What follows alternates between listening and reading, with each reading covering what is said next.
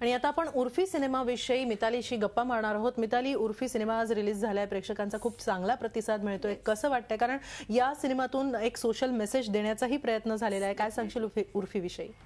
माझा पहिला सिनेमा आहे, त्याच्यामुळे मी खूप जास्त एक्साइटेड होते सिनेमाला घेऊन, पण टचवूड चांगला प्रतिसाद मिळतोय।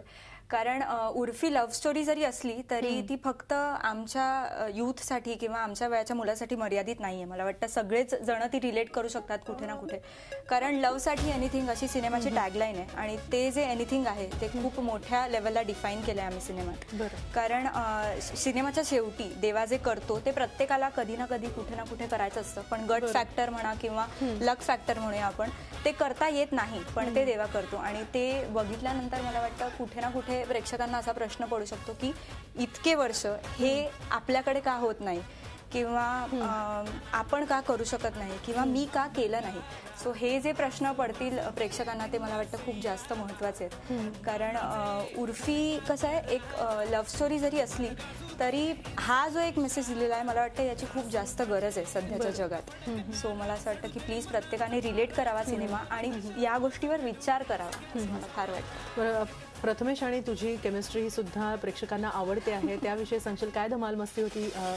टू बी व्हेरी ऑनेस्ट, मी खरं तर खूप जास्त नर्वस होते, कारण माझा पहिला सिनेमा, त्यात प्रथमेश बरोबर काम करायचं, कारण प्रथमेश आता स्टार आहे मराठी इंडस्ट्रीतला।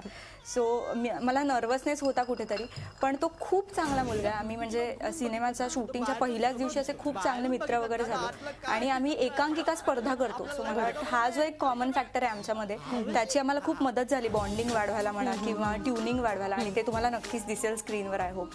आणि असंच मग आम्ही मज्जा मज्जा करत करत शूटिंग केलं, कारण आर्टिस्टला स्पेस देणं जे असतं ते मला वाटतं प्रथमेशने खूप चांगलं केलंय। सो आम्ही मज्जा करत शूट केलं। बरं, आणि आता एक छोटासा प्रश्न, तो म्हणजे आज तू इथे आलेली आहेस आणि बातम्या शेअर केलेल्या आहेस, कसं वाटलं आज?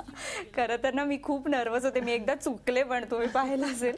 सो माझा हा पहिलाच एक्सपिरियन्स होता, सो मज्जा आली, कारण याच्या आधीचा एक्सपिरियन्स माझा मी म्हणजे एवढंही बोलले नव्हते, मी खूप घाबरले होते, पण आज जरा छान छान बोलता आलं मला, आणि थँक्यू तुम्ही मला इकडे बोलवलं, हा एक नवीन एक्सपिरियन्स दिला, थँक्यू सो मच। जसं सिनेमातला परफॉर्मन्स आवडतोय तसा हाही परफॉर्मन्स तितका छान होता, गोड होता, हेही सांगायला हवं। तू इथं आलीस आणि या बातम्या शेअर केल्यास त्याबद्दल खूप खूप धन्यवाद, आणि त्याचबरोबर तुझ्या उर्फी या सिनेमासाठी आणि तुझ्या पुढच्या वाटचालीसाठी झी24 तास कडून खूप खूप शुभेच्छा। Thank you so much. याबरोबरच या बुलेटिनमध्ये आज इथंच थांबूया, थोड्याच वेळात रोकठोक या कार्यक्रमात भेटूया झी24 तासचे मुख्य संपादक डॉक्टर उदय निरगुडकर यांच्यासह, आणि आजचा रोकठोकचा विषय आहे बिहारने सोडली महाराष्ट्र कधी। तेव्हा पाहत राहा झी24 तास, रहा एक पाऊल पुढे। झी24 तास, रहा एक पाऊल पुढे।